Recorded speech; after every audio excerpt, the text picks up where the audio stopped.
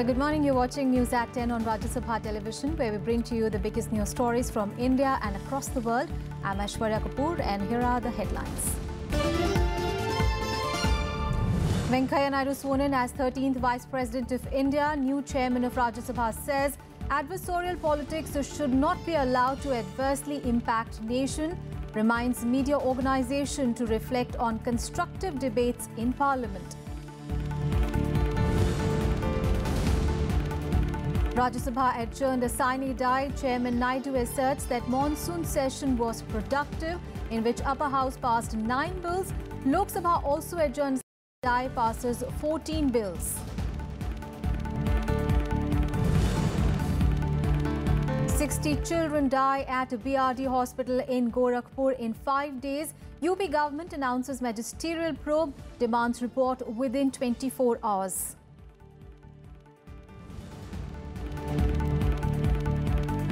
Dissidence within the GDU continues. Ali Anwar Ansari suspended from Parliamentary Party for attending opposition meeting. Nitish Kumar meets Prime Minister Narendra Modi, BJP Chief Amit Shah to re-enter NDA after split with Sharad Yadav. And Indian cricket team looks to complete a 3-0 clean sweep of Sri Lanka as it takes on hosts in the third and the final test. India win toss and elect to bat first.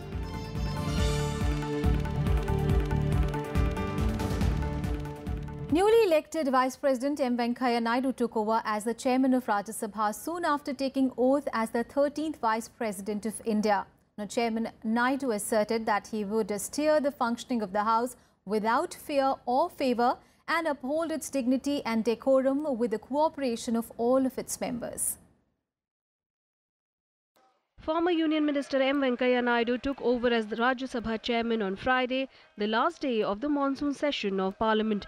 Chairman Naidu urged all members to work for the nation and stressed that adversarial politics should not be allowed to make an adverse impact on India.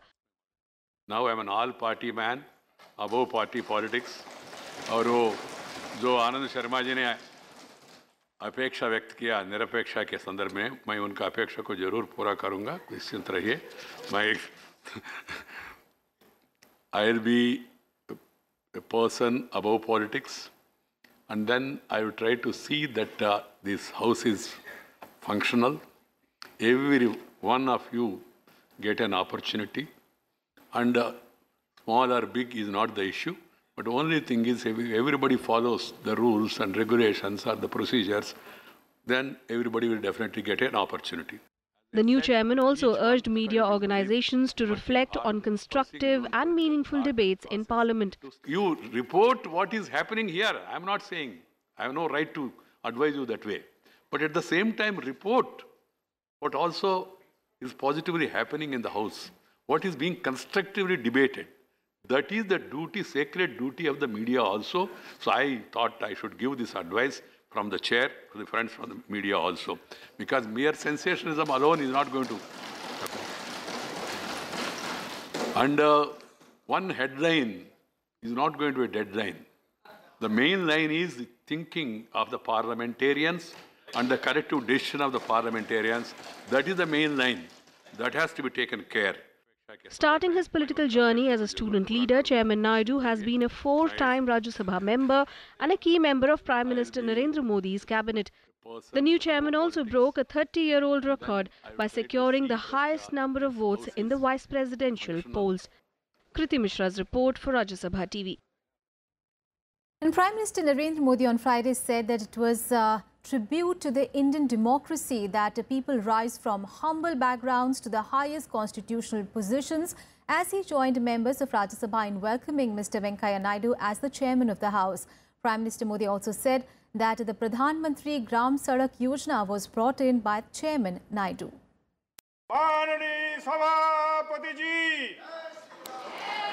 Leading the felicitations in the upper house, Prime Minister Narendra Modi said that even as Minister for Urban Development, Chairman Naidu gave more inputs on rural and farmer issues.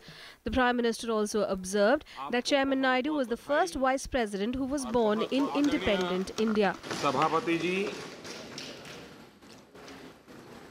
सदन की तरफ से देशवासियों की तरफ से आपको बहुत बहुत बधाई और बहुत बहुत शुभकामनाएं। मैं समझता हूं शायद वो अकेले ऐसे हैं जो इतने सालों तक इसी परिसर में, इन्हीं सबके बीच में पले हैं, बड़े हैं।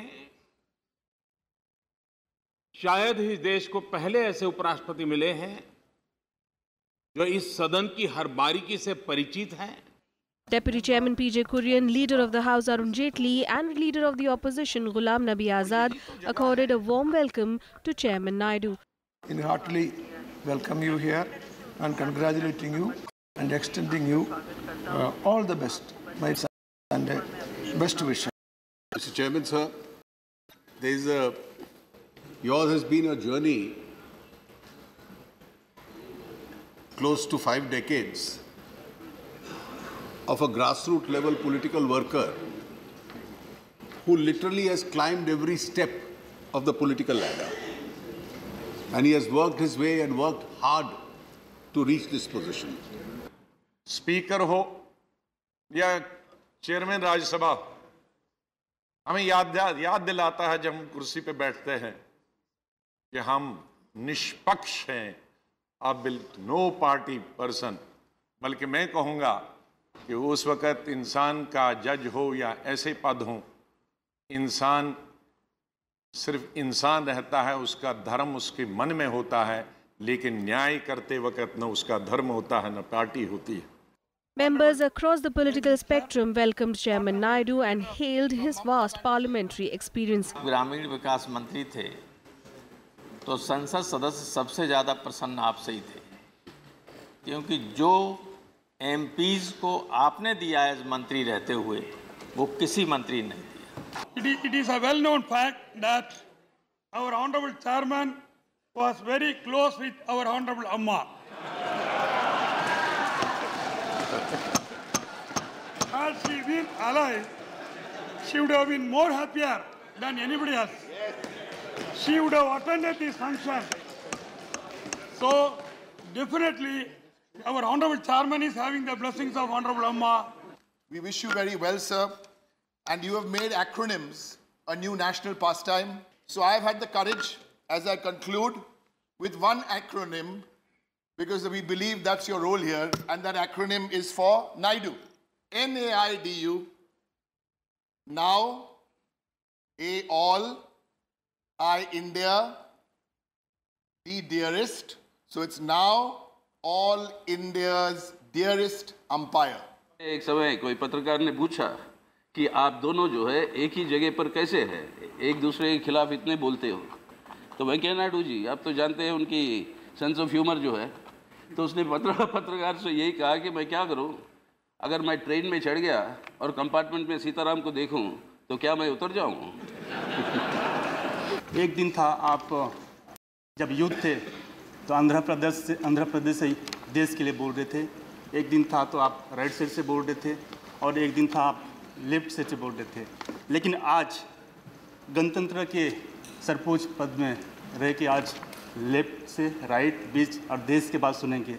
इससे हमें अंदाज़ा हो रहा है कि आप अपने जीवन में कितना मेहनत किए होंगे। मुझे पूरी उम्मीद है कि ये आज सही बात है कि आज आपका जो परिचय सबको मालूम है, दिया गया आज फिर से, लेकिन मालूम है कि आप कैसे, कहाँ से और इस पद पर पहुँचे। ये एक एग्जाम्पल है, और ये सिर्फ अपनी मेहनत से ही हासिल हो सकता है, अपनी निष्ठा से हासिल हो सकता है, और उससे आपने ये हासिल किया। You started as a grassroots worker in a village, transcended your path, and you have come to this high constitutional authority position. And you are now the custodian of the constitution as well as the custodian of this house. मैं आपको जम्मू कश्मीर के लोगों की तरफ से और अपनी सरकार चीफ मिनिस्टर महबूबा तरफ से आपको बहुत मुबारक देता हूँ। सर, मुझे बहुत खुशी हुई कि आप, जब हमने सुना कि आपका फार्म भरने वाला है, उसी दिन आप जम्मू कश्मीर स्टेट में थे, तो सारे जम्मू कश्मीर में एक उम्मीद सी हो गई कि आज कि कल हमारे जो वाइस प्रेसिडेंट ऑफ इंडिया होंगे वो आप अफसर होंगे। हमेशा आपकी पहचान एक आंदोलनकारी के रूप में रही है। जहाँ भी संघर्ष है, जहाँ भी झगड़ा है गरीबों के लिए, वहाँ वेंकैया जी का नेतृत्व हमेशा रहा है। Earlier in the day, Chairman Naidu was sworn in as the 13th Vice President of India at Rashtrapati Bhavan. Kriti Mishra's report for Rajya Sabha TV. And Rajya Sabha was adjourned a sine die on Friday by Chairman M. Venkaiah Naidu, bringing an end to the monsoon session. Chairman Naidu asserted that the session was productive. The upper house had 19 sittings, during which it deliberated for more than 80 hours. The 243rd session of the Rajya Sabha came to a close on Friday. The upper house passed or returned 9 government bills after many significant debates. However, about 25 hours were lost on contentious issues. The 243rd session of Rajya Sabha, which commenced on July 17, 2017, comes to a close today. The House had 18 plus sittings, during which it deliberated for more than 78 hours. Overall, the session was productive, with the debates on various topics of national concern, laced with occasional disruptions. 9 government bills were passed and 4 were withdrawn. Private members introduced 13 bills. 77 zero-hour submissions of urgent public importance were made. Members sought answers from several ministers on administrative decisions through 285 starred and 3,040 unstarred questions. A reference was also made on the occasion of the 75th anniversary of the Quit India movement. A reference was made on the occasion of the 75th anniversary of the Quit India movement, followed by a discussion and unanimous adoption of a resolution. The question hour functioned on 11 out of 18 scheduled days. Out of the 270 starred questions listed, 46 were orally answered and 187 supplementaries were raised. 13 private member bills were introduced, while members laid 87 special mentions on matters of public importance. 113 reports of various parliamentary committees were presented. 2 new members were elected from Goa and Madhya Pradesh, while 2 members resigned. Monsoon session 2007 commenced on July 17, 2017, during which the Prime Minister and members of the House also bid farewell to Muhammad Hamid Ansari, the former chairman of the Rajya Sabha. Honorable members, the House stands adjourned sine die. Kriti Mishra's report for Rajya Sabha TV. And the Lok Sabha was also adjourned a sine die on Friday. Now, 14 bills were passed after 19 sittings during the monsoon session. Heated debates and verbal duels were also witnessed between the opposition and treasury benches during the session on vital issues like cow lynching and mob violence, agrarian crisis and the attack on Congress Vice President Rahul Gandhi in Gujarat. A special discussion was also held on the 75th anniversary of Quit India movement. 6 Congress MPs were suspended for 5 days for their improper conduct towards the Speaker. The session also witnessed the elections to the post of President and the Vice President of the country. And Gurdeep Singh Sappal has resigned as the Chief Executive Officer and Editor-in-Chief of Rajya Sabha TV. Rajya Sabha Chairman Shri M. Venkaiah Naidu accepted the resignation of Mr. Sappal as CEO Rajya Sabha TV. A notification in this regard was issued late last night. During his 10-year tenure as ex-Vice President, Hamid Ansari had steered the Rajya Sabha television. Mr. Venkaiah Naidu will appoint the channel's new CEO. And in Breakfast News, we'll take a very short break. We'll be back with more news. Stay with us.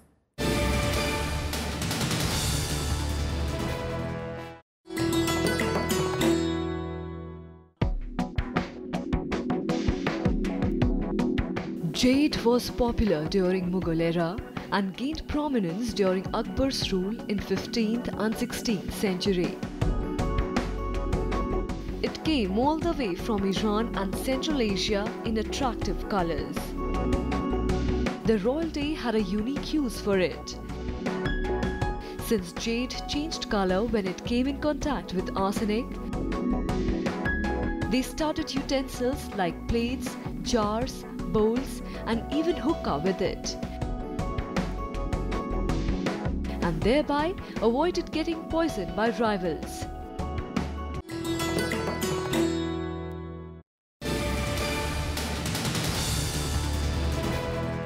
Thanks for staying with us. Now, Indian Army has increased operational readiness by sending more troops along the entire stretch of its border with China in Sikkim and Arunachal Pradesh. Now, according to agency reports, the Indian Army has also raised the caution level among military formations who are guarding the 1400 kilometers Sino-India border.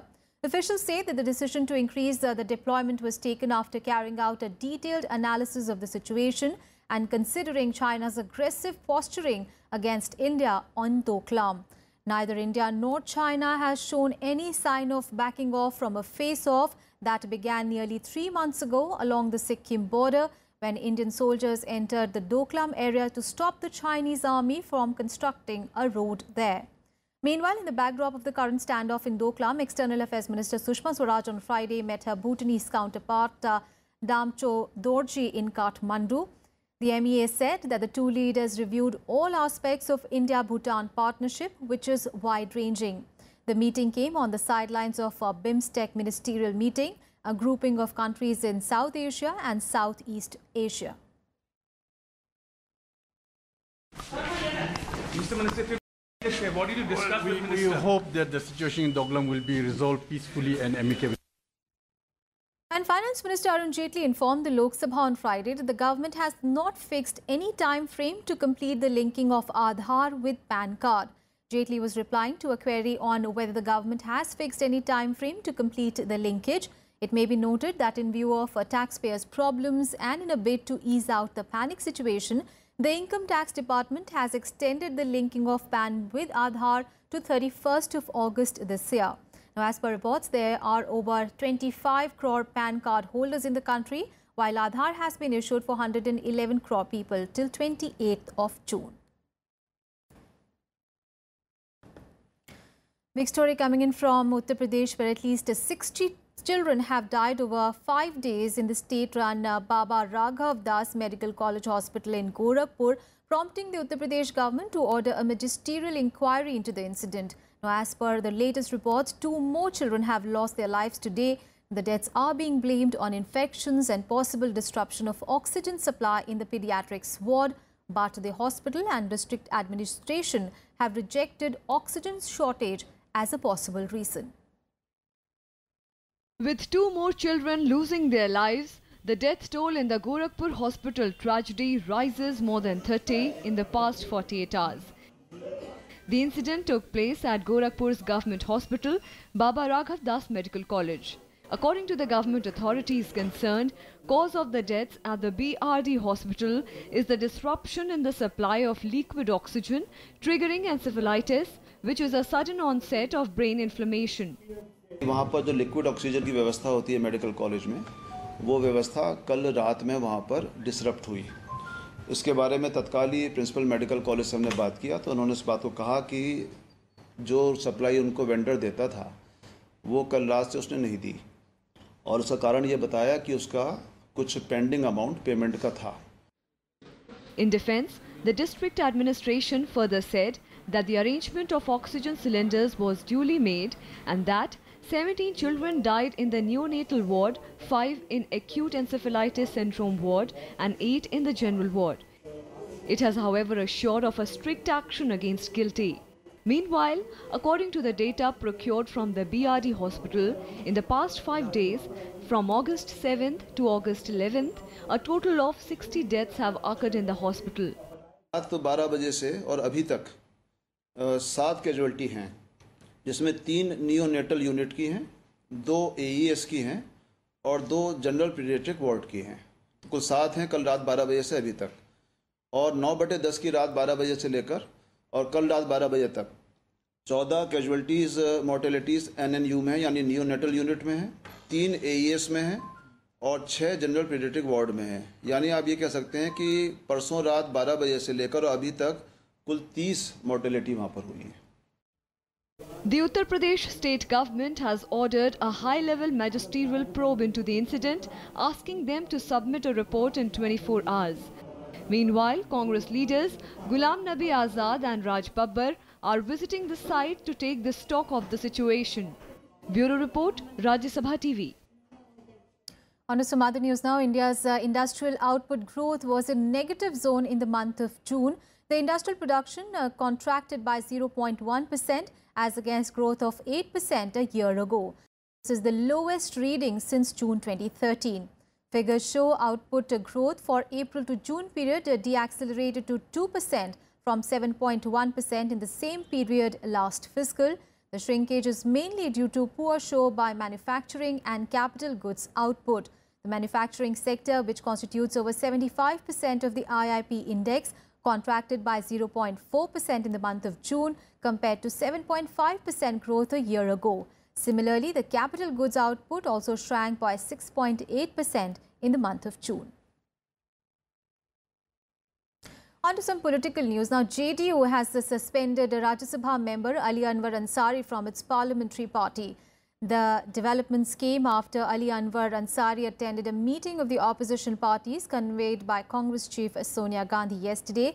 Leaders of 16 opposition parties led by Sonia Gandhi had met in New Delhi yesterday to deliberate on evolving an alternative narrative to counter the BJP.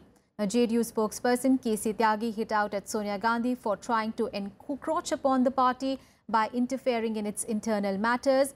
It is noteworthy that Ansari had criticized JDU President and Bihar Chief Minister Nitish Kumar's decision to walk out of the Grand Alliance in Bihar and form a government with the BJP there.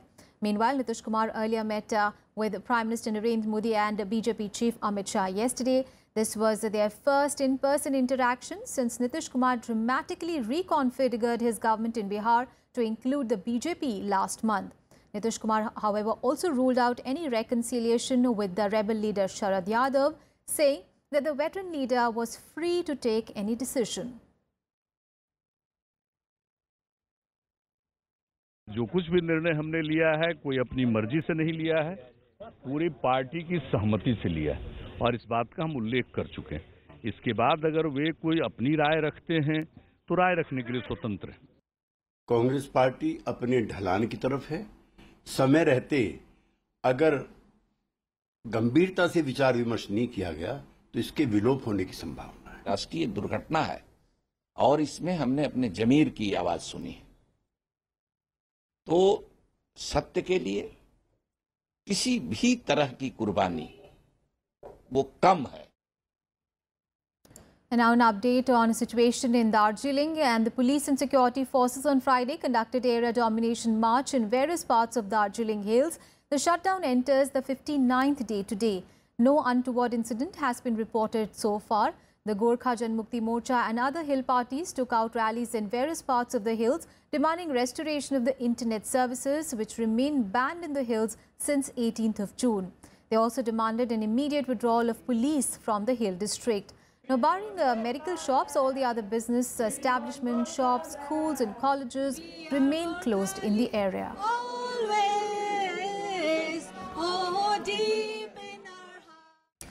And BJP Chief Amit Shah will be on a 3-day visit to Karnataka starting today as part of his 110-day nationwide tour to strengthen the party. Shah's visit assumes a significance as assembly elections are scheduled to be held in the state early next year. During his visit, the BJP president is scheduled to meet party legislators from the state. He will also chair meetings of the party's state core group as well as political affairs committee. Amit Shah is also expected to address a gathering of college students and intellectuals in Bangalore.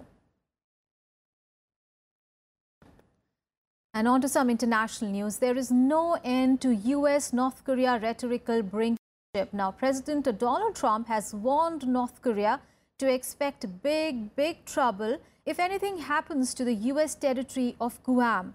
He further said that he would speak to Chinese President Xi Jinping on Friday evening about the very dangerous situation. Earlier on Friday, Trump said that the country's military was locked and loaded to deal with North Korea. North Korea has announced plans to fire missiles near the US territory of Guam. The Pacific Islands Homeland Security Agency has issued a fact sheet with tips for the residents there to prepare for any missile threat.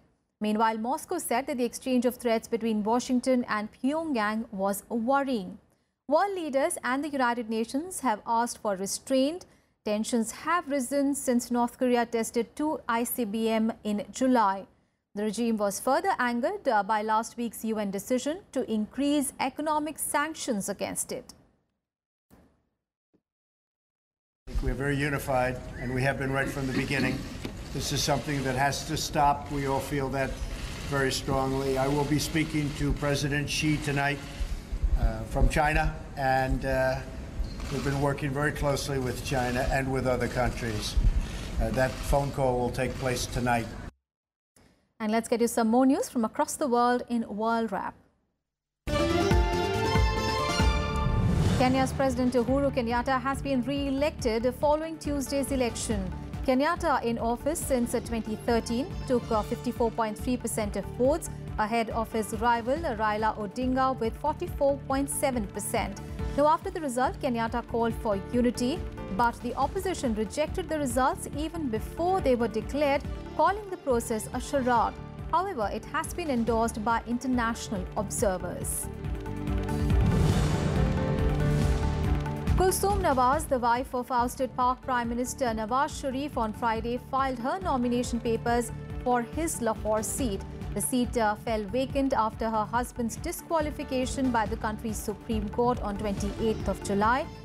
After her husband's incarceration following a military coup by General Pervez Musharraf in 1999, Kulsoom had successfully led the party, though she had never ever contested elections. The Pentagon has said that it will conduct a joint military exercise with South Korea. This comes following the ongoing threats of war between North Korea and the United States. The annual joint military exercise, called Ulchi Freedom Guardian, is likely to begin from 21st of August. United Nations says that the Islamic State is outsourcing terror attacks to Pakistan-based outfits like the Lashkar-e-Jhangvi and Jamaat-ul-Ahrar. The report said that in South Asia, the Al-Qaeda's core continues to compete with Islamic State for dominance over terrorist groups in the region. It also said that the current leader of Al-Qaeda, Ayman al-Zawahiri, is still assumed to be in the Afghanistan-Pakistan border region. At least 44 people were killed and nearly 180 others were injured in a train accident in Egypt's coastal city of Alexandria. The collision occurred when a train from Egyptian capital Cairo collided with another train coming in from Port Said. Now, President El-Sisi has expressed his condolences to the victims and has also ordered an investigation to find out the cause of the accident. Cricket news, and the third and the final test match between India and Sri Lanka is underway at Kandy. Now, India has won the toss and is batting first. Remember, India has already won the series. It had won both the tests in the ongoing series and had taken a 2-0 lead. India will likely end up with a whitewash against Sri Lanka after winning both the tests within 4 days. Now, Kuldeep Yadav is replacing Ravindra Jadeja, as Jadeja has been banned for the match by ICC. That's it in this edition of news, but news and updates continue on your channel. Thanks for watching.